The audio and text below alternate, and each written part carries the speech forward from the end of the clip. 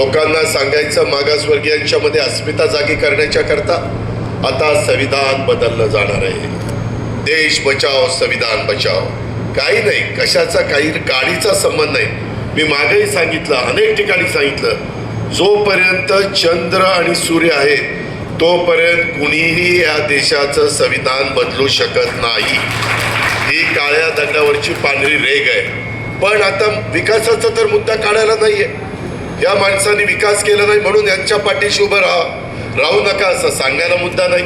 मग काढायचं संविधानाचं, मग काढायचं घटनेचं, आता घटनाच बदलली जाणार आहे, मग काढायचं आणखीन काहीतरी, आता आरक्षणच संपून टाकणार आहे.